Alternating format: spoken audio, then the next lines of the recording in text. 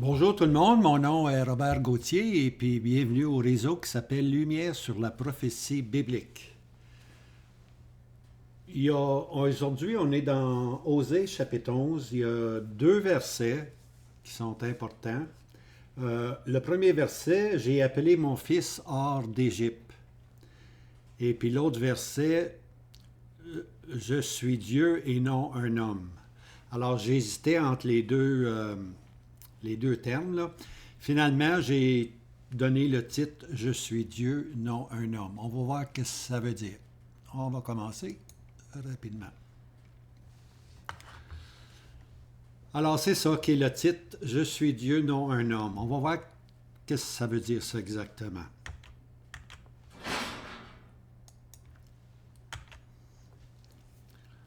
Maintenant, on a terminé la semaine passée en disant ceci. À l'aube du jour, le roi d'Israël aura entièrement cessé d'être. Hein? En autre mot, Éphraïm allait disparaître de la map, pour ainsi dire. Les 10 tribus allaient être emmenées par le roi d'Assyrie au nord d'Israël.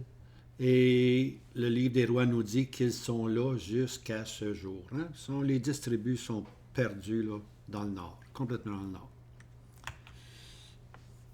Maintenant, les 4 prochains chapitres qui s'en viennent, le chapitre 11 qu'on va prendre aujourd'hui, 12, 13 et 14, là, c'est des chapitres qui nous donnent un lueur d'espoir, pour ainsi dire. Hein? C'est plus le même langage que Osée emploie maintenant. Tu vois? Alors, ces 4 derniers chapitres-là vont nous conduire au dernier chapitre pour entendre. Qu'est-ce qu'on va entendre? Je serai pour Israël comme la rosée.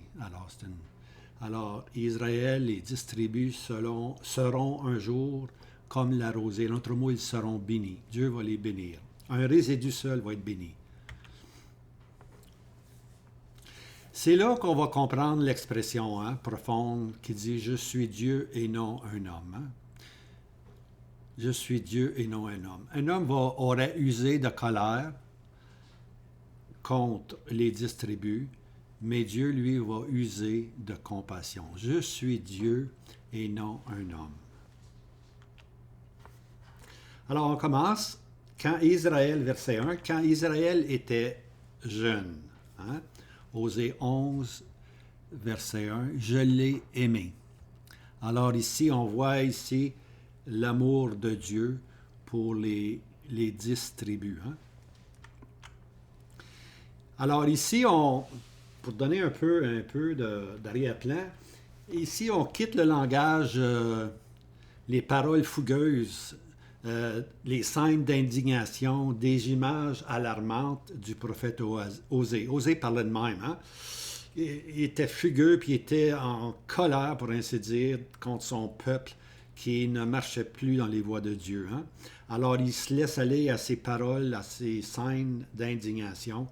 Mais ici, ça va être différent. Ça va être différent, vous allez voir. Alors, ce prophète, Osée, a un langage parfaitement en harmonie avec son origine sanguine d'un Israélite. Hein? Maintenant, le langage qu'il emploie, les 10 tribus plus tard vont pouvoir comprendre ce langage-là. Pour nous, il est difficile à comprendre quelquefois, mais avec l'Esprit de Dieu, on comprend un peu le sens. Mais c'est les gens qui vont passer par cette période-là, les 10 tribus, qui vont être, pour ainsi dire, sifflées à travers les nations au nord, vont comprendre le prophète d'une façon plus avantageuse, pour ainsi dire. Hein? Alors, il va y avoir ce qu'on appelle le second Israël à venir. Hein? Le premier Israël, les 10 tribus ont été emmenés en captivité. Il va y avoir plus tard, on va le lire, on va le voir ça, un second Israël qui est venir. OK?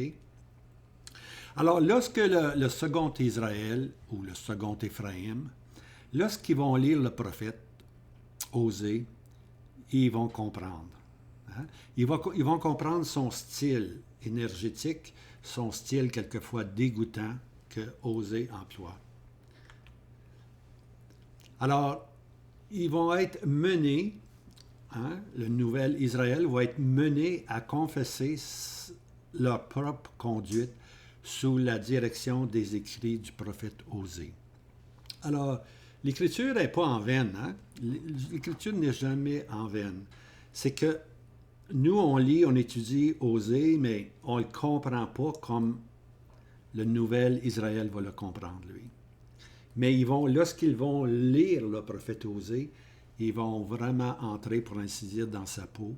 Puis ils vont, pour ainsi dire, confesser que ce que les pères ont fait, ils l'ont fait eux-mêmes. Hein? Puis ils vont se tourner finalement vers Dieu.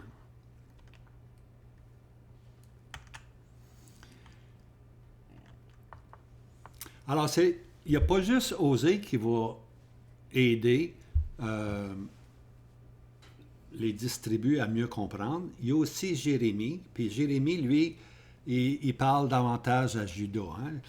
Parce que Jérémie annonce qu'on doit se soumettre au roi de Babylone, mais le peuple ne veut rien savoir, le peuple veut aller en Égypte. Puis on accuse Jérémie d'être en harmonie avec le roi de Babylone. Hein?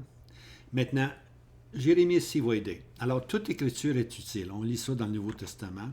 Alors, le prophète Jérémie, qui parle exclusivement de Juda, aidera à son tour. Voici, Jérémie 31, verset 3. L'Éternel m'est apparu de loin. Je t'ai aimé. C'est ça qu'il dit à Juda, là. Je t'ai aimé d'un amour éternel. C'est pourquoi je t'attire avec bonté. Hein? Alors, on va lire ça aussi dans Osée 11, hein, que l'Éternel a aimé les 10 tribus, comme on lit Jérémie qui dit la même chose pour les 2 tribus, Juda et Benjamin. Hein. L'Éternel m'est apparu, je t'ai aimé d'un amour éternel. C'est pourquoi je te tirerai, hein, avec des cordes pour ainsi dire, je t'attirerai avec bonté. Osée 11, verset 1, c'est quand Israël était jeune, je l'ai aimé, hein? C'est sûr, Dieu a aimé le peuple lorsqu'il était jeune. J'ai appelé mon fils hors de l'Égypte. Je l'ai mis en rouge parce que c'est un beau verset. Alors, dès la jeunesse d'Israël, Dieu avait pris son plaisir en eux. Hein? Alors, un des plaisirs d'étudier les petits prophètes, là, c'est que ces études-là nous donnent de l'assurance puis une conviction de l'inspiration des Écritures. Regardez ce verset-là. Là. Regardez le verset ici en rouge. Regardez bien ce verset en rouge. J'ai appelé mon fils hors de l'Égypte. On lit ça dans Osée, mais on le lit aussi dans le Nouveau Testament. Matthieu 2, verset 15. Il fut là jusqu'à la mort d'Hérode, afin que fût accompli ce que le Seigneur avait dit par le prophète, disant, « J'ai appelé mon fils hors d'Égypte. » Ça, c'est une citation d'Osée 11, verset 1. Hein? Alors, le Seigneur Jésus a été emmené, parce qu'on voulait tuer l'enfant Jésus, il a été emmené, lui, en Égypte, hein? Jusqu'à la mort d'Hérode, hein? Afin que fût accompli ce que Osée avait dit. Hein? Alors ici, on voit comment ça se complète. Hein? Des écrits des petits prophètes et puis le Nouveau Testament vont toujours se compléter. Lorsqu'on lit Matthieu, on regarde en bas, puis on voit la référence, Osée 11, verset 1, on dit OK. Mais là, on est dans Osée. Hein? On est vraiment dans Osée. Puis, quand Israël était jeune, je l'ai aimé. J'ai appelé mon fils hors de l'Égypte. Hein? Puis c'est là maintenant qu'on voit l'utilité d'étudier les petits prophètes. Ils nous confirment l'authenticité de la parole de Dieu. Ils nous confirment dans le cœur que ce que nous lisons dans Osée ou dans le Nouveau Testament, c'est la parole de Dieu, c'est l'inspiration. Hein? C'est l'inspiration directement de Dieu. Moi, j'appelle ça, là, quand je trouve des passages de même, là, j'appelle ça, moi, le confort des Écritures. Hein? On étudie la parole de Dieu, puis oups, on réalise qu'il y a des citations ailleurs, on les met ensemble, puis on est conforté par les Écritures, parce que ceci nous dit que nous sommes vraiment dans la parole de Dieu, hein? La parole du Seigneur. Regardez bien maintenant. Je vais aller à un autre petit prophète. Hein? Un autre petit prophète, Michée. En passant, Michée, là, c'était un contemporain de Osée. Il y a eu Osée, puis Michée, il était à peu près en même temps. Hein? Alors, un autre petit prophète maintenant qui vient nous aider, c'est Michée. Vous allez voir le verset. Puis c'est une belle prophétie. Matthieu 2, verset 3 à 6. Et ils lui dirent à Bethléem de Juda, là, on demandait, Hérode a demandé où était le roi, où devait naître le roi. Puis on répond ainsi, et lui dire, à Bethléem de Judée, car ainsi il est écrit par le prophète. Et toi, Bethléem, terre de Juda, tu n'es nullement la plus petite parmi les gouverneurs de Juda, car de toi sortira un conducteur qui paîtra mon peuple Israël. Hein? Juda. Hein? Bethléem est annoncé ici. Hein? Comme étant l'emplacement où le Seigneur Jésus allait naître. C'est donné dans le prophète Michée, qui était contemporain avec Osée. Maintenant, remarquez bien, j'ai souligné ici en jaune, là, ici, là, mon peuple. Vous allez souvent m'entendre parler, c'est le langage de Osée. Lo rukama, plus de miséricorde, lo ami, pas mon peuple. Hein? Et puis plus tard, il va dire mon peuple, ami, mon peuple. Mais même le prophète Michée, ici le prophète Michée faisait une prophétie, hein? Puis le peuple n'était pas encore, c'était futur. Alors chaque fois c'est futur, okay? Chaque fois c'est futur, les prophètes vont se mettre en harmonie pour dire mon peuple. Que ce soit dans le passé, lorsqu'ils étaient connus de Dieu, les prophètes vont toujours dire mon peuple. Mais lorsqu'ils regardent vers le futur, ils vont encore dire mon peuple.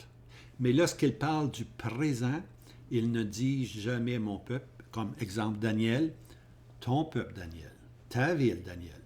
Alors on voit l'harmonie, que ce soit Daniel, que ce soit Osée, que ce soit Michée, mais c'est cette harmonie-là qui atteste qu'il y a une période où Israël était mon peuple, mon serviteur, et puis lorsque Nebuchadnezzar est entré dans la scène nationale, pour ainsi dire, Dieu a dit Nebuchadnezzar, mon serviteur. En d'autres mots, les nations remplacent maintenant Israël.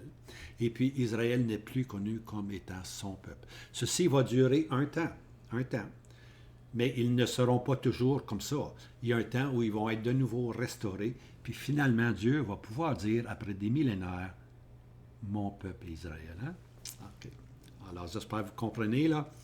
C'est très important. Chaque fois que vous lisez l'expression « mon peuple », posez-vous cette question-là. Est-ce qu'il parle du passé, lorsqu'Israël était connu de Dieu, ou est-ce qu'il parle du futur, lorsqu'Israël va être reconnu de Dieu? Puis entre les deux, le peuple est méconnu, puis le peuple n'est jamais appelé mon peuple. Hein? Ton peuple, Daniel, ta ville, Daniel.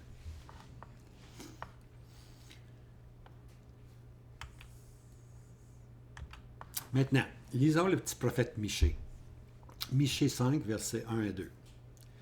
Maintenant, attroupe-toi, fille de troupe. Il a mis le siège contre nous. Il frappe le juge d'Israël avec la verge sur la joue. Et toi, Bethléem Ephrata, bien que tu sois petite entre les milliers de Juda, de toi sortira pour moi celui qui doit dominer en Israël, duquel les origines ont été d'ancienneté et dès les jours éternels, dès les jours d'éternité. On voit la divinité du Seigneur Jésus ici. Hein? Bethléem allait mettre au monde, la ville de Bethléem allait mettre au monde celui qui était Dieu de toute ancienneté. Le Seigneur Jésus, qui est Dieu éternellement, allait devenir un homme. Hein? Maintenant, remarquez bien là. J'ai dit que Michée était dans la même période que Osée, donc la période de l'Assyrien. OK? Maintenant, regardez bien ce verset-là. Maintenant, attroupe-toi, fille de troupe. Okay? Fille de troupe, c'est une expression qui va parler de l'Assyrien. Okay? Regardez bien ici, il au singulier. Il, l'Assyrien, a mis le siège contre nous. Historiquement, c'est ça qui est arrivé. Il a mis le siège. L'Assyrien a mis le siège contre les 10 tribus, puis les a emmenés en captivité. Ici, là, maintenant, on fait un saut prophétique. Remarquez bien, là, vraiment un grand saut prophétique. Regardez ici, le il vient de changer au pluriel.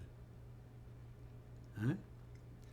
Il frappe le juge d'Israël avec une verge sur la joue. Ça parle des 2 tribus qui ont frappé le juge d'Israël avec une verge sur la joue. Hein? À la croix, là, on l'a frappé tout simplement.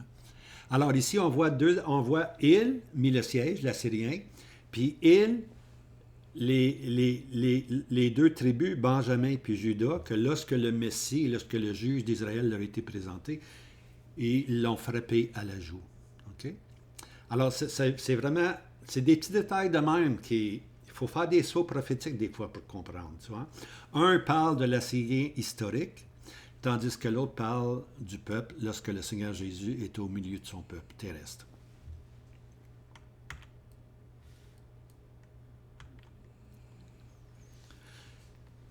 Maintenant, ce que je vais faire ici, là, on essaie de mettre des versets ensemble, des petits prophètes. En anglais, on dit connect the dot. Hein? Connect the dots. Tu mets tes points, tu relis tes points, pour ainsi dire, et puis, oups, apparaît une citrouille, disons. Tu vois? Mais il faut faire pareil dans la prophétie. Il faut prendre certains versets, puis avec l'Esprit de Dieu, puis la parole de Dieu, essayer de les mettre ensemble pour former une image. Okay? Voici. Alors, le prophète Osée nous présente le premier ennemi. Naturellement, c'est l'Assyrien, le roi d'Assyrie. Michée 5.1. Maintenant, attroupe-toi, fille de troupe, il a mis le siège contre nous. J'ai dit tantôt que le il, c'est l'Assyrien. Il a mis le siège contre nous. Maintenant, si on va quelques chapitres plus loin de Michée, naturellement, comme je disais, Michée et Osée sont contemporains. Alors, les deux ont connu l'Assyrien. Alors, lorsqu'on arrive dans Michée, chapitre 5, verset 5.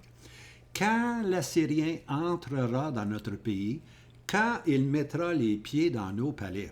Okay? Historiquement, c'est arrivé. Mais Michée, ici, nous emmène plus loin dans la prophétie, parce que l'Assyrien, le premier ennemi, hein, au jour d'Éphraïm, deviendra dans la prophétie le dernier ennemi.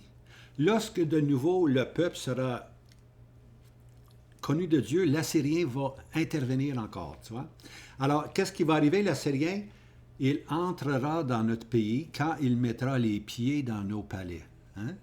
Alors, l'Assyrien futur, il doit rentrer, puis mettre les pieds dans les palais. Puis là, je vais prendre un autre prophète, Zacharie 14, verset 2. Et j'assemblerai toutes les nations. Quand je parle, dans Zacharie, lorsqu'on parle de toutes les nations, c'est pas l'univers, là. Hein? J'assemblerai toutes les nations. Non, non. Ce sont les nations avoisinantes à Jérusalem. Toutes les nations, tous ces pays-là là, qui sont autour de Jérusalem, qui haïssent, qui veulent détruire Jérusalem. Alors, Zacharie dit, j'assemblerai toutes les nations contre Jérusalem pour le combat, et la ville sera prise. En d'autres mots, Jérusalem doit être prise. Laissez faire ce qui est arrivé en 1948, puis comment qu'Israël va en 2022. Tout va bien, tout semble beau, on se pète les bretelles, ça va bien. Mais la prophétie nous dit, puis c'est là qu'il faut aller arrêter de lire les journaux, puis aller au journal biblique, hein? Puis essayer de comprendre. Jérusalem, la ville sera prise. Non seulement la ville sera prise, mais les maisons seront pillées et les femmes violées. C'est à venir, ça, bien-aimé. Et la moitié de la ville s'en ira en captivité et le reste du peuple ne sera pas retranché de la ville. Hein? Alors là, on a ici l'Assyrien qui mit le siège contre nous. On a Michée qui dit que l'Assyrien va rentrer dans la ville. Puis là, on a Zacharie qui nous dit que la ville de Jérusalem va être saisie. La moitié de la ville va aller en captivité. Mettez tout ça ensemble, puis c'est ça qui doit arriver à Israël. On n'a pas à regarder ailleurs, on a la parole de Dieu qui nous enseigne ceci. Alors, OK, on revient à Osée 11, verset 1. Quand Israël était jeune, je l'ai aimé, et j'ai appelé mon fils hors d'Égypte. Osée, verset 2. Les prophètes les appelaient, hein, et chaque fois, ils s'en allaient d'auprès d'eux. Les prophètes parlaient, puis les autres aussi, partaient à courir plus loin. Et qu'est-ce qu'ils faisaient en plus de ça? Ils refusaient le message de Dieu, puis ils sacrifiaient au Baal et ils brûlaient de l'encens aux images taillées. Hein? Alors, tout simplement, chaque fois que les prophètes leur parlaient, Israël partait à courir, hein? Puis s'attachait davantage aux idoles. Ils ne voulaient pas entendre la parole de Dieu. Hein?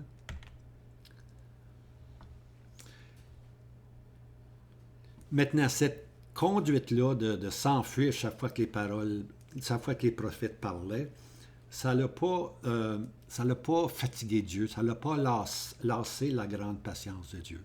Mais remarquez bien aussi, il y a des jugements que Dieu annonce par un prophète. Mais quand il commence à avoir une série de prophètes, là, comme Osée, Michée, Amos, quand ces prophètes-là sont un après l'autre, là, ça veut dire que le jugement, il s'est rapproché. Alors Dieu envoie maintenant plusieurs prophètes, un après l'autre. Dieu fait certain que le message est bien entendu, puis la culpabilité, elle est là, parce qu'il se refuse d'écouter les prophètes. Hein? Alors vous allez remarquer ça souvent. Mais Dieu, ça ne l'a pas lassé. La patience de Dieu était là. Dieu était patient avec son peuple. Osée 11, verset 3. Et moi, j'ai enseigné à Éphraïm à marcher. C'est Dieu qui parle là. Dieu dit, j'ai enseigné Éphraïm à marcher, comme un père monte à marcher à son fils. Hein? Il les a pris dans ses bras. Hein? L'Éternel les a pris dans ses bras.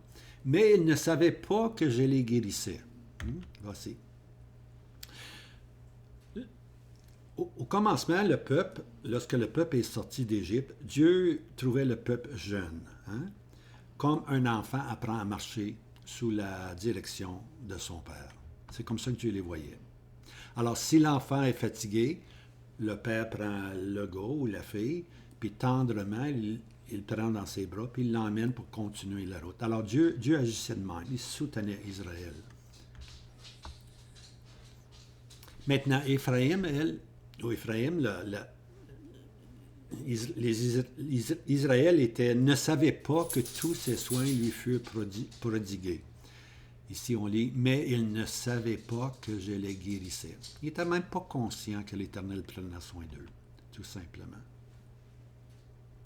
Alors, toute cette sollicitude-là de Dieu envers Éphraïm, puis Éphraïm n'était même pas conscient des soins qu'il avait continuellement.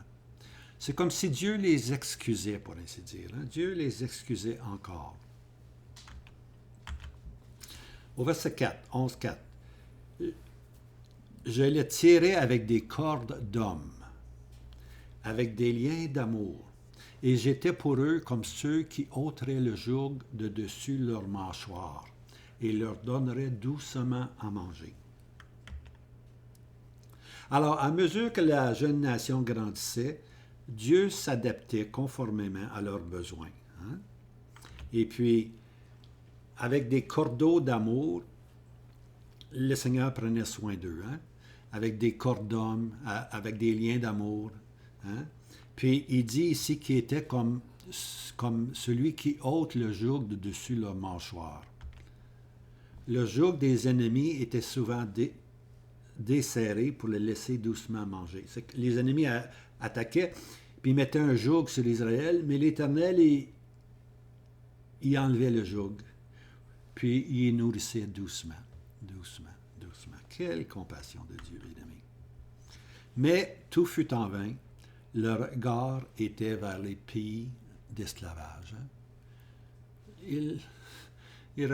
Même s'il enlevait le joug, il se tournait continuellement vers ces pays d'esclavage, qui les tenaient en esclavage. Osée 11, verset 5. Il ne retournera pas dans le pays d'Égypte, mais l'Assyrien sera son roi, car ils ont refusé de venir à moi.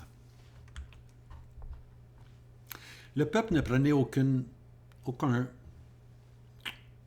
aucun compte, pour ainsi dire, de la délivrance de l'Égypte. Tu vois? Mais Dieu, il dit ici, vous n'irez plus en Égypte. Hein? Tu ne retourneras pas en Égypte. Hein? Mais l'Assyrien sera ton roi. En autre mot, Dieu maintenant annonce qu'il va les déporter en Syrie, comme Juda, plus tard, va aller, 150 ans plus tard, Juda va aller, elle, à Babylone.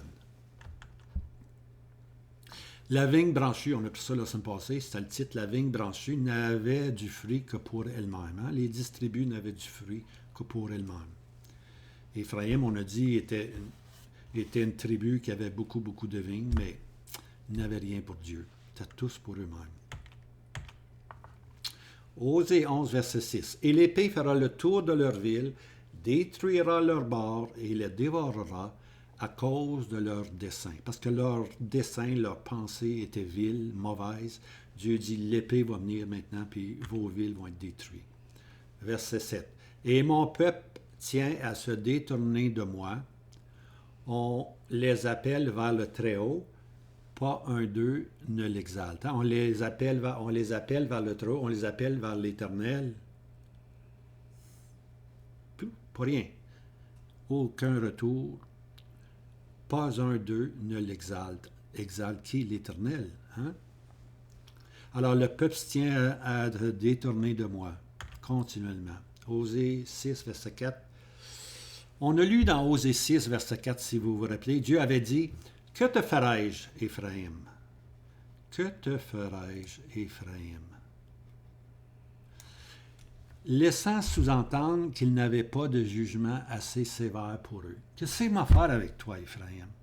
Quel jugement peut te donner, comme si le jugement n'était pas assez, il n'en existait pas un jugement assez fort pour répondre à l'état d'Éphraïm. Que te ferai-je, Éphraïm? Mais ici, remarquez bien, ici, c'est différent. Ici, le cri du prophète est, ou le cri de Dieu, pour ainsi dire, est « Que ferai-je de toi, Éphraïm? » Pas « Que te ferai-je », mais « Que ferai-je de toi, Éphraïm? » Une petite étoile ici, c'est la version Darby. Darby dit « Comment t'abandonnerai-je? » Comment abandonner Éphraïm? Hein? Comment abandonner Éphraïm? Le petit enfant que Dieu a suivi tout le long de sa carrière, pour ainsi dire. Puis maintenant, il est sur un point où il n'y a plus rien à faire, que te ferai-je? Hein? Puis là, Dieu dit, non, que ferai-je de toi, Éphraïm? Que ferai-je de toi? Comment pourrais-je t'abandonner? Hein? Comment pourrais-je t'abandonner? Verset suivant, verset 8. Que ferai-je de toi, Éphraïm? Comment te livrai-je, Israël? Comment abandonner, hein, Éphraïm? Comment livrer Israël au jugement? Eh bien, il y a une réponse. La réponse, bien-aimée, est dans la vigne, la vraie vigne, hein? Pas la vigne branchue, là. Éphraïm est une vigne branchue. Mais il y a une vraie vigne dans la personne du Seigneur Jésus. La vraie vigne, celle qui produit du fruit, c'est Christ. C'est là qu'est la réponse. C'est le nouveau moyen que Dieu a pour intervenir en libération. Comment libérer? Comment délivrer Israël? La grâce de Dieu. C'est seulement par la grâce de Dieu qu'ils vont aussi être libérés. Hein? C'est le moyen de Dieu, c'est Christ maintenant. À cause de l'œuvre de Christ, Dieu peut agir en grâce. Alors, Christ, le vrai Israël, le vrai sceptre est appelé. Hein? À cause du vrai sceptre, hein? Dieu maintenant pourra user de miséricorde, de compassion, de grâce. Alors, vous vous rappelez, Osée 11, verset 1, « J'ai appelé mon fils hors d'Égypte. » Alors, c'est le Seigneur Jésus qui reprit, pour ainsi dire, le trajet de la nation d'Israël. Comme Osée dit que les tribus avaient été appelées hors d'Égypte, et maintenant le Seigneur Jésus, lui, va faire le même trajet, pour ainsi dire. Sauf que il est le vrai sceptre. Lui, il va produire du fruit pour Dieu. Osée 11, verset 8. Que ferai-je de toi, Éphraïm? Comment te livrai-je, Israël? comment ferai-je de toi comme Adma, te rendrai-je tel que Tseboïm? Mon cœur est changé en moi, tout ensemble mes compassions se sont émues. Le cœur de Dieu est changé. Et est-ce que je vais faire comme Adma, Tseboïm? Maintenant, c'est des noms peut-être vous ne connaissez pas, mais je vais les relier avec d'autres noms, puis vous allez comprendre. Regardez bien. Alors, ces deux villes, Adma, Tseboïm, sont toujours associées aux 5 villes de la plaine. Connaissez-vous les 5 villes de la plaine? Les 5 villes de la plaine. Abraham, Lot était dans une de ces villes-là. Abraham était sur la montagne, lui, mais Lot était aux portes d'une de ces villes-là. Une des 5 villes de la plaine. Voici. Alors, ce quintuplet de subversion, simplement, ça veut dire renverser toute valeur établie. Hein? Alors, ces 5 villes-là ont renversé toutes les valeurs établies. Et on lit comme ceci. Dans Deutéronome 29, verset 23, puis Genèse 14, verset 2, je vous encourage à aller voir. On lit Sodome. Oh, on n'est pas supposé de mentionner ça aujourd'hui. Gomorrhe. Alors, si j'avais de la misère à prononcer ces mots-là, vous avez peur de prononcer, puis que l'Internet va aller vous chercher, alors dites Abna. Je veux dire Abna, personne ne connaît ça. Tseboïm non plus. Et puis Tsar. T-S-O-A-R. Tsar. Alors, c'était les 5 villes. Hein? C'était les 5 villes. Alors, Dieu dit, est-ce que je vais faire de vous autres, Éphraïm, comme j'ai fait à Sodome et Gomorrhe? Hein? Que j'ai fait à Abna et Tseboïm? Non, Dieu dit non, c'est pas capable. C'est pas capable. Alors, les compassions de Dieu sont émues. Et il ne fera pas comme il a jadis fait à Sodome. Hein? C'est là qu'on arrive à notre verset, Osée 11, verset 9. Je ne donnerai pas cours à l'ardeur de ma colère. Je ne détruirai pas de nouveau Éphraïm, car je suis Dieu et non un homme, le saint au milieu de toi, et je ne viendrai pas avec colère.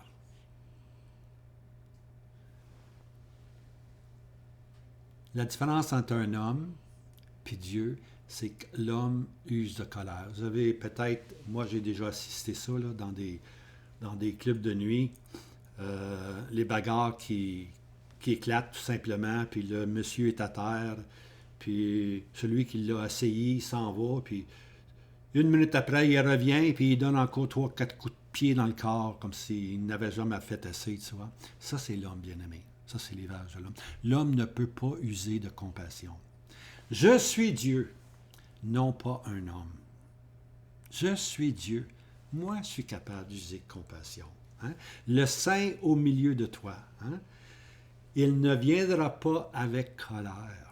Alors, Dieu n'est pas venu avec colère. Il aurait pu prendre les 10 tribus, puis en faire des Sodome, puis des Gomorrhe, puis des Abna, puis des Tsar. Mais non, Dieu dit, je suis Dieu, je ne suis pas un homme, je n'agirai pas avec toute cette colère-là, tu vois. Alors Dieu, le Saint au milieu de toi, donnera libre cours, pas à sa colère, mais libre cours à ses compassions. À ses compassions, bien-aimés. Il est Dieu, pas un homme. La colère ne fait pas partie de son être, quoiqu'il est obligé de manifester la justice en jugement. Hein? Il y a des fois, Dieu, il faut qu'il juge. Il n'y a pas le choix. Hein? Il n'y a pas le choix, tout simplement. Dieu est amour, puis Dieu est lumière. Dieu n'est pas colère. Il peut agir avec jugement lorsque ça s'impose, mais ce n'est pas son être, lui. Hein? Son être, c'est amour, puis lumière qui bannit toute ténèbres, pour ainsi dire. Alors, il va y avoir un nouveau Israël. Osée 11, verset 10. Un nouveau Éphraïm, un nouveau distribu, un nouveau Samarie. C'est tous des termes qui veulent dire la même chose. Voici, Osée 11, verset 10. Ils marcheront après l'Éternel, il rugira comme un lion, car il rugira, et les fils accourront en émoi de l'Occident. Alors, ils marcheront après l'Éternel. Ceci, là, c'est... Il va y avoir un grand changement qui va se produire. Il va y avoir un nouveau Éphraïm, un nouvel Israël. Ils vont marcher après l'Éternel. Hein? L'Éternel va rugir comme un lion, car il rugira et les fils accourront. Alors, le lion de la tribu de Juda, hein, ou le lion de la tribu de Juda qu'on peut lire, qui va rugir comme un lion contre les ennemis. Hein? Le Seigneur, il va sortir comme un lion contre les ennemis qui sont autour, qui sont alentour d'Israël. Mais pour le résidu, lorsqu'ils vont entendre le rugissement, pour ainsi dire, ils vont prendre plaisir de savoir que l'Éternel maintenant sort pour eux, puis que l'Éternel maintenant va leur aider. Hein? Alors, le lion de la tribu de Juda ne rugira plus contre eux, mais rugira contre la confédération des 10 nations arabes et musulmanes et ennemies depuis longtemps. Ça, c'est le psaume 83. Dans le psaume 83, on voit une confédération de 10, hein, Moab, Ammon, Édom, et puis tous les pays envoisinants autour d'Israël qui veulent détruire Israël. Eux vont avoir peur pour le lion qui va rugir. Eux devraient avoir peur. Là, je vais juste faire ressortir, parce que quand... C'est pas la première fois que je dis ça, là, mais je le répète parce que ça vaut la peine d'être répété. Il y a ce qu'on appelle l'Ouest, qui est l'Europe et tous les pays christianisés, pour ainsi dire. Puis il y a l'Est, okay, qui sont les pays ennemis d'Israël. Maintenant, quand la bête, qui est l'Empire romain, est reconstitué, et les 10 cornes, ils vont faire la guerre contre l'agneau. Okay? Alors, le Seigneur est vu comme un agneau, symbole du christianisme. Eux font la guerre. Le Seigneur détruit la bête et le faux prophète, qui est l'Antichrist, puis ils sont jetés vivants dans les temps de feu.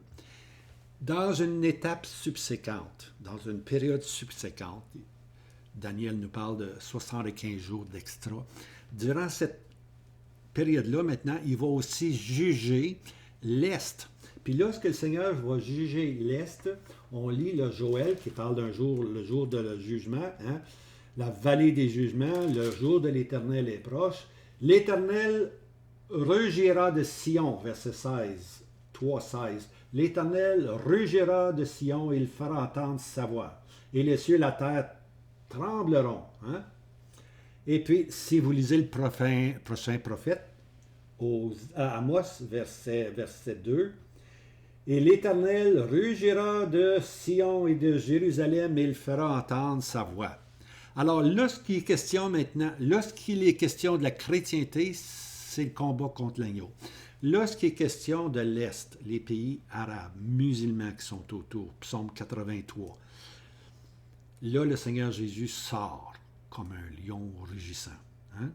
Mais pour les distribus, ça va être bien heureux, parce que c'est la voix de leur berger. Il vient maintenant à leur détresse, il vient maintenant les défendre, il vient maintenant régler la question de l'Orient, pour ainsi dire.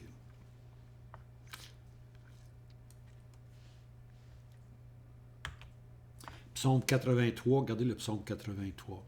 Lisez le psaume 83. Regardez les noms, il y en a 10. Assur s'est joint à eux, ça finit de même. Assur, l'Assyrien s'est joint à eux. Hein? Ils ont dit, ça c'est les pays avoisinants. Quand Zacharie, hein, les nations, je rassemblerai les nations. Quelles nations? Psaume 83. Pas les nations de l'Ouest, là, pas le Brésil, puis aucune de ces... La terre prophétique, c'est toujours autour d'Israël. Okay? Alors, il faut garder ça en mémoire. La terre prophétique, c'est Israël puis l'Europe, OK? À cause de l'Empire romain qui a rejeté le Seigneur Jésus, qui a crucifié le Seigneur Jésus. Alors, psaume 83, ces pays arabes, ces pays musulmans qui sont là aujourd'hui, ils ont dit, venez et exterminons-les. Les Juifs, exterminons les Juifs, de sorte qu'ils ne soient plus une nation. Hein? On va les pousser dans la mer Méditerranée, on va les noyer dans la mer Méditerranée, qu'on ne fasse plus mention du nom d'Israël. Quel ennemi vorace sont les nations autour de Jérusalem. Ces nations qu'on retrouve dans le psaume 83. Osée 11, verset 11, « Ils accourent en émoi de l'Égypte, comme un oiseau, comme une colombe du pays d'Assyrie, et je les ferai habiter dans leur maison, dit l'Éternel. » Ici là, les 10 tribus vont revenir de l'Assyrie, d'où ils sont. Ils vont revenir, ils vont accourir avec émotion, parce qu'ils reconnaissent maintenant que le lion qui rugit est là pour leur protection. Maintenant, ce retour, ils accourront, hein, ce retour comme une colombe du pays de l'Assyrie, ce retour-là, Dieu dit qu'il va les faire habiter dans des maisons. Mais quand est-ce que ce retour-là va se faire? Quand est-ce qu'ils vont accourir? Alors, le retour des 10 tribus, bien-aimés, se fait dans une période subséquente aux 2 tribus. Il faut premièrement que les 2 tribus, Benjamin et Juda, soient restaurées. Et après, il va y avoir la restauration d'Éphraïm ou des 10 tribus. C'est une expression qu'on emploie, là. Ce retour des 10 tribus se fera après la gloire. Après la gloire. Après la gloire, ça veut dire que la gloire, vous vous rappelez dans Ézéchiel, la gloire qui est dans le lieu très saint, elle descend, puis elle se tient, elle sort, elle se tient au seuil, elle se tient dans la ville, elle se tient au pied des montagnes, puis oups, ça disparaît. La gloire est disparue. L'Éternel n'est plus là. Mais ici, on va voir que l'Éternel va revenir, va prendre en considération son peuple. Et puis lorsque l'Éternel est avec son peuple, le peuple va dire, la gloire est revenue. Le Seigneur Jésus est revenu. La gloire est avec nous. On n'a plus rien à craindre. Jéhovah est avec nous. Hein? Jéhovah, Jah qui sauve, est avec nous. Alors, c'est ça qu'on appelle après la gloire. Maintenant, je vais vous donner d'autres versets. Cette expression sublime nous est donnée par un autre petit prophète. Un autre. Voyez-vous, là, prenez le temps d'étudier les petits prophètes. Vous allez découvrir des merveilles. Moi, là, j'en jouis tout simplement. Plus j'avance, hey, Osée, on est rendu quoi? Vidéo 21 dans Osée. Ça n'a pas de sens. Hein? Mais il y a tellement de choses à découvrir. C'est tellement beau, c'est tellement intéressant. Puis je vous souhaite d'avoir cette joie-là d'étudier les petits prophètes. Hein?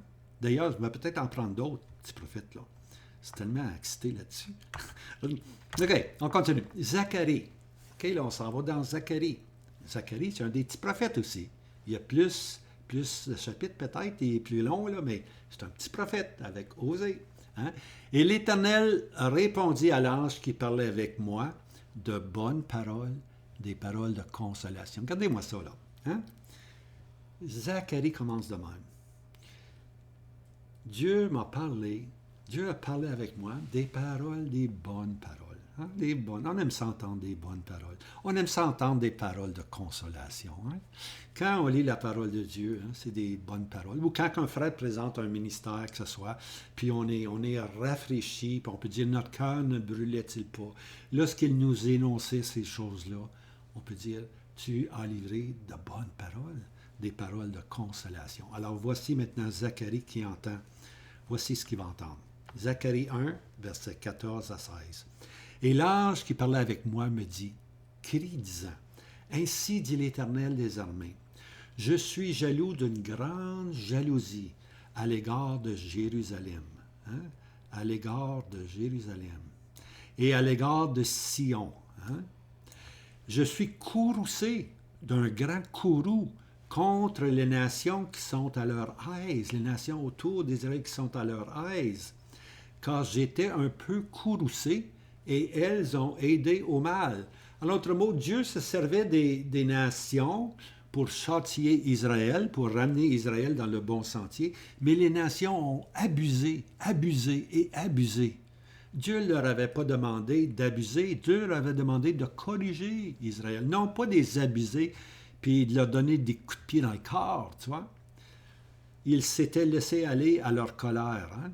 Alors Dieu en avait, je suis courroucé d'un grand courroux contre ces nations-là qui sont à leur aise. J'ai été un peu courroucé, oui, il était un peu courroucé contre Judas, Benjamin et les 10, mais ils ont aidé le mal. Ces nations-là qui s'est servi pour les corriger ont aidé le mal. Ils ont fait pire. Ils sont allés au-delà de ce que Dieu voulait qu'ils fassent. C'est pourquoi, ainsi dit l'Éternel, je suis revenu à Jérusalem avec miséricorde. Ma maison y sera bâtie, dit l'Éternel des armées, et le cours d'eau sera étendu sur Jérusalem. Alors Dieu dit, OK, c'est fini maintenant. Je suis revenu à Jérusalem avec compassion, avec miséricorde. Je suis Dieu et non pas un homme. Hein? Ma maison, hein? Mon temple il sera bâti, dit l'Éternel des armées, et le cordeau sera étendu sur Jérusalem. Le tape à mesurer, pour ainsi dire. Le cordeau, hein, le cordon qui va s'étendre pour mesurer. Hein? Puis lorsque Dieu s'apprête à mesurer là, la ville de Jérusalem, c'est parce qu'il va la bénir, bien-aimé. Il va bénir Jérusalem de nouveau. Zacharie 2, on s'en va au chapitre 2, versets 1 et 2. Et je levai les yeux, et je regardai, et voici un homme, et dans sa main, un tape à mesurer, un cordeau à mesurer. Et je dis, où vas-tu? Et il me dit, je vais pour mesurer Jérusalem, pour voir quelle est sa largeur et sa longueur. Alors, on voit ici là, que Dieu s'apprête à mesurer Jérusalem. Il s'apprête à revenir en bénédiction. Puis là, il va mesurer la largeur, va mesurer la longueur, puis plus il peut étendre le cordon, mieux que c'est. Verset 8, Zacharie 2. Car ainsi dit l'Éternel des armées, après la gloire, voici l'expression, après la gloire, il m'a envoyé vers les nations qui ont fait de vous leur proie, car celui qui vous touche, touche la prunelle de son œil. Après la gloire, après que l'Éternel est de retour, après que Jéhovah est au milieu de son peuple, hein, on appelle ça la gloire. L'Éternel est revenu. Hein. Puis là, il m'a envoyé vers les nations qui ont fait de vous leur proie. Alors c'est l'Éternel maintenant qui va juger les nations qui ont abusé d'Israël, Puis là, maintenant, il dit quelque chose de beau.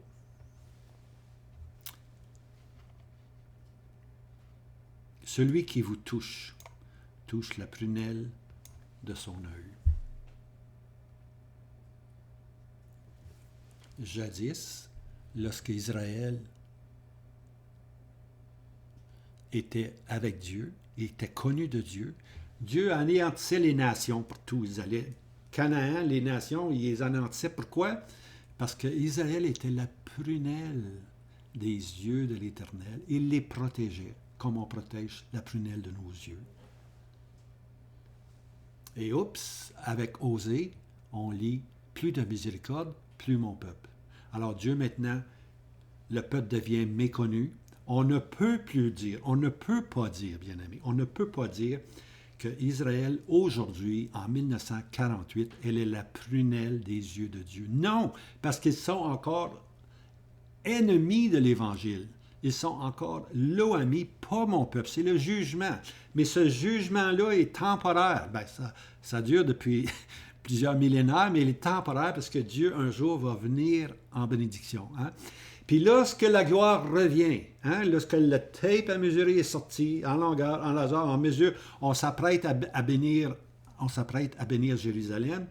La gloire est là. Dieu dit, qu'est-ce que Dieu dit? Celui qui vous touche la prunelle de son œil.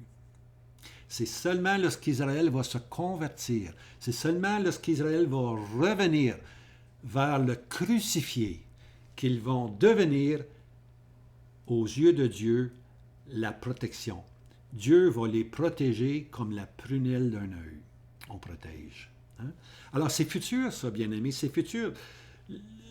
les gens essayent de nous dire que 1948, c'est une génération merveilleuse.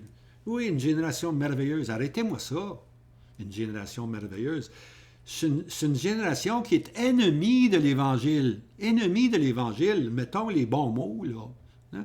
OK, Israël va bien, blablabla. Bla, bla. Oui, mais c'est une génération qui haït le Christ. C'est ça, une génération. C'est les traits caractéristiques d'Israël. C'est qu'ils haïssent le Messie et ils haïssent le crucifié. Alors, n'est pas péter les bretelles qu'Israël est là, 1948, qu'il faut aider Israël. Hey, arrêtez-moi ça, c'est pas le temps. C'est l'Éternel qui doit restaurer son peuple. Puis lorsque le peuple va être restauré, lorsque le cordeau à mesurer va être sorti, à ce moment-là, ils vont devenir mon peuple. Ils vont devenir la prunelle de ses yeux. Hein? Pas maintenant. Il faut faire la différence. Il faut vraiment faire la différence. Il faut voir qu'Israël, 1948, c'est un peuple incrédule qui est revenu. C'est pas un peuple qui s'est tourné vers la croix. Pas en tout. Il y a des parades gays à tonnes à Tel Aviv. Alors dites-moi pas que c'est le peuple de Dieu. C'est pas le peuple de Dieu. C'est la nation juive. Mais le vrai peuple de Dieu, c'est son résidu qui va se tourner vers le crucifié. Le résidu qui va vouloir marcher selon les ordonnances de l'Éternel. Dieu va dire, ça c'est mon Israël. Ça c'est mon Israël. Hein? C'est pas parce qu'on est fils d'Abraham qu'on est un vrai juif. Un vrai juif, c'est ceux qui ont la foi d'Abraham. Ça, c'est un vrai juif. C'est pas la circoncision puis pas manger telle nourriture qui fait de lui un juif. Non, la foi. Hein? Ils n'ont pas tous la foi d'Abraham. Hein? Ils n'ont pas tous la foi d'Abraham. Il faut qu'ils passent par une grande tribulation pour arriver à venir à ce point. Alors, écoutez, donc, premièrement, il y a un retour national de Juda dans l'incrédulité. Incrédulité, c'est ça. En 1948, c'est un retour national de Juda. Mais l'Écriture sous-entend qu'il va y avoir un autre retour que j'appelle, moi, en masse. Okay? Il y en a eu beaucoup en 1948. Mais imaginez-vous, lorsque Israël va être sous la protection de l'Empire romain, lorsque le temple va être bâti, lorsqu'on va pouvoir offrir des offrandes, ça va rentrer en avion, en bateau, puis en sidou s'il faut, mais on s'en va à Jérusalem. On s'en va à Jérusalem. Hein? Alors, lorsque le temple, ici je dis, lorsque le temple sera de nouveau bâti sous le protectorat de l'Empire romain. Hein? L'Empire romain, on lit Apocalypse 17, elle n'est plus, mais elle doit réapparaître. Elle doit reprendre vie, mais elle sera satanique. Hein? Elle n'est plus, puis elle doit reprendre vie, puis sa destinée, c'est les abîmes, le lieu des démons. Okay? C'est simplement ça. Alors, lorsque l'Empire romain va reprendre vie, okay, ils vont faire un pacte. Okay? Ils vont faire un pacte de protection, un contrat, une entente, si tu veux, de protection pour 7 ans. Ils promettent à Israël, hein, l'Empire romain reconstitué avec toute sa puissance, son unité sous la bête, son chef, hein, le prince romain à venir. Ils vont faire une entente avec les Juifs. Bâtissez votre temple. Hein. On va prendre soin de vous. Hein. Malheureusement, c'est pas ça qui va arriver. Hein. Au milieu de la semaine, 7 ans, on déchire l'entente et puis débrouillez-vous. Hein. Alors, lorsque cette entente va être signée, le temple va être rebâti, puis les sacrifices vont recommencer, le peuple dira paix et sécurité. Il n'y a pas de paix, il n'y a pas de sécurité en Israël aujourd'hui. Les gens disent, ah, Israël, je connais des prédicateurs qui disent, Israël, c'est une ville c'est la ville la plus protégée. Hein? C'est la ville qu'il faut aller voir. Ouais, mais je ne veux pas y aller, moi, en Israël.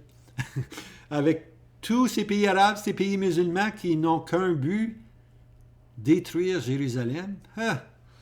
Alors, mais lorsque Israël va être protégé par l'Empire romain, ils vont dire paix et sécurité. Hein? Puis c'est à ce moment-là qu'il va y avoir cette masse qui va venir vers Jérusalem. Les Juifs ont de l'argent, mais ils ne veulent pas tous rentrer présentement. Qui veut rentrer à Jérusalem? Hein? Surtout ceux qui ont de l'argent. Ils ont tout à perdre. Le pauvre, lui, n'a rien à perdre. Il peut y aller. Mais le juif qui a de l'argent, lui, ne veut pas rentrer présentement, mais ça va changer. Hein? Alors, lorsqu'on dira paix et sécurité, on retourne en masse, mais cette joie sera rapidement abrégée. Hein? Voici le verset 1 Thessalonique, verset Thessaloniciens, chapitre 5, verset 3. Quand ils diront paix et sûreté, alors une subite destruction viendra sur eux, comme les douleurs de celle qui est enceinte, et elles n'échapperont point. Hein? Comme les douleurs de celle qui est enceinte, et n'échapperont point. Hein? Le jugement va venir sur eux. Mais un résidu sera sauvé. Seul un résidu sera sauvé. Romains 9, verset 27. Mais Ésaïe s'écrie au sujet d'Israël. Quand le nombre des fils d'Israël sera comme le sable de la mer, hein? La masse qui est revenue, le sable de la mer, le résidu seul sera sauvé. Hein? Même s'ils sont nombreux comme le sable de la mer, même si la masse est revenue, un petit résidu sera sauvé. Comment petit? Ésaïe 6, verset 13. Mais il y aura encore là un dixième. 10%. Un dixième. La dîme. La dîme. Hey. 10% de cette multitude de sable. Hein? Et il reviendra et sera brouté. En d'autres mots, le résidu va revenir, puis ils vont pouvoir brouter, manger de l'herbe, hein, comme un berger emmène son troupeau dans les montagnes pour le faire brouter. Ils pourront brouter. Puis là, il donne l'exemple, comme le térébinthe et le chêne dont le tronc reste. On a coupé le chêne, hein, mais le tronc reste. Alors, le chêne est abattu, mais il y a un tronc. La semence sainte en sera le tronc. La sève, la semence sainte, c'est la sève. Hein? L'arbre est abattu, mais la sève est encore là. Hein? Et puis, Israël a un résidu. 10% va être rétabli, puis ce 10%-là va devenir l'Israël de Dieu. Hein? C'est le résidu qui devient l'Israël de Dieu. Lorsqu'on parle de la conversion nationale d'Israël, on parle de la conversion du 10%. Le résidu pieux et fidèle en Israël deviennent l'Israël de Dieu. Maintenant, les jugements seront plus sévères pour Judas et Benjamin. Hein? Parce que, comme je disais, la prophétie, c'est surtout en rapport avec les deux tribus, Benjamin puis Judas. Les 10 tribus là, sont dispersées. Ils ne savent même pas où ils sont, qui ils sont même. Okay? Alors, je dis, si les jugements seront plus sévères pour Judas et Benjamin, la grande tribulation, elle est pour les 3 J. Rappelez-vous de ça, les 3 J. Judas, les Juifs, puis Jérusalem. C'est là que ça va se concentrer. La grande tribulation, c'est pas au Brésil, hein? Puis c'est pas nécessairement en Australie. La terre prophétique, c'est, comme je disais, c'est Jérusalem, Juda, puis les Juifs, ainsi que l'Empire romain reconstitué. Ça, c'est vraiment... Il va y avoir des vagues qui vont s'étendre, c'est sûr, il va y avoir des effets. Mais c'est comme tu lances une pierre hein, sur l'eau, puis elle fait des ronds, tu vois, mais plus ça va, plus le rond est petit. Alors, c'est sûr que où ça va se passer, bien aimé, la grande tribulation, c'est sur les 3 J. Hein? L'Église n'est même plus là. L'Église est enlevée. L'Église est avec le Seigneur depuis longtemps. Hein? Puis là, va arriver la grande tribulation. Alors, selon les compassions de Dieu, les 10 tribus Éphraïm seront jugées avec une intensité différente. Voyez-vous, il va y avoir un jugement là, très, très, très, très concentré sur Judas et Benjamin. Mais pour les 10 tribus, le jugement va être beaucoup moins sévère, si on peut dire, si je peux employer ce terme-là. Okay? Parce que ceux qui ont crucifié le Seigneur Jésus, ceux qui ont dit que son sang retombe sur nous puis nos enfants, là, ce sont les Juifs, Judas puis Benjamin qui ont dit ceci. Les 10 tribus, eux autres, Ils n'ont rien dit. Ils sont idolâtres, oui, ils sont là pour leur idolâtrie, mais ils ne sont pas là à cause du sang versé de Christ. Okay? Alors, l'intensité va se faire davantage sur Judas, puis elle va se faire moindre sur Éphraïm, puis je vais vous donner les versets. Okay? Alors, je dis ici que les 10 tribus seront jugées avec une intensité différente. Dieu est juste. Il n'y a pas de variante dans l'intensité. Il y a une variante dans l'intensité de ses jugements. Dieu ne juge pas pareil tout le monde. Hein? Les conséquences puis les jugements ne sont pas toujours pareils. Puis allez voir Luc 12, versets 47 à 48. Je ne sais pas si je l'ai mis, je ne pense pas, mais je vais aller le lire moi-même. Attendez un instant. Luc 12, Matthieu, Marc, Luc 10, 11, 12. Je pense pas que je l'ai mis, le verset-là, mais des fois, je donne des références, mais je ne les écris pas. Je veux que vous travailliez un peu, allez voir. Luc 12, verset 47, puis vous pouvez souligner, là, on lit ceci. Or, cet esclave qui a connu la volonté de son maître et qui ne s'est pas préparé et n'a point fait sa volonté,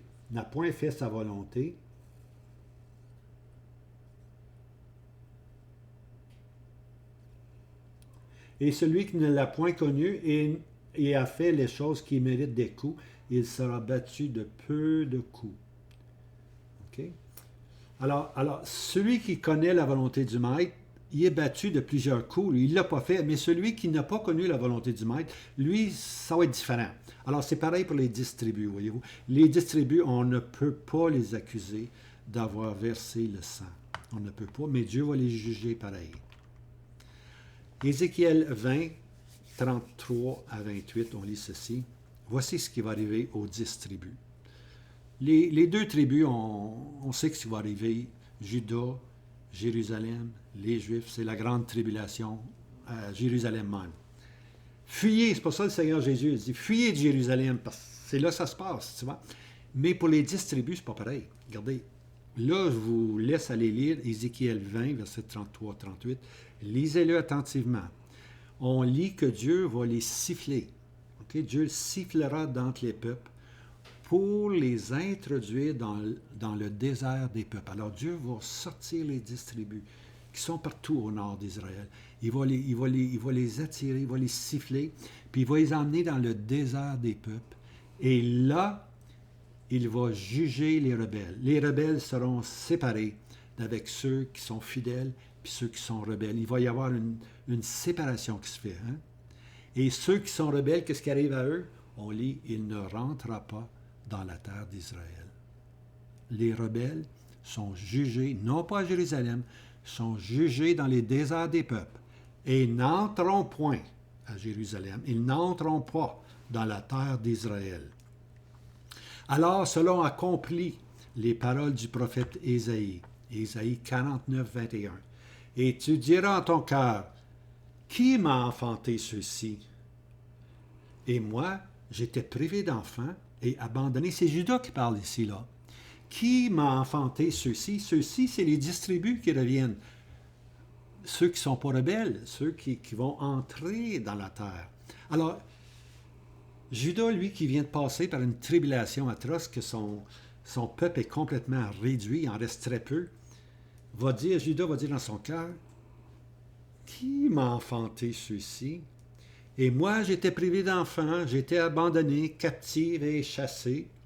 Hey, c'est Israël aujourd'hui, c'est abandonné, captif et chassé. Et ceux-ci, qui les a élevés? Ces enfants-là, ces peuples-là qui rentrent, qui les a élevés? Voici, moi, j'ai été laissé seul. Ceux-ci, où étaient-ils? J'étais laissé seul, l'Oami. Hein?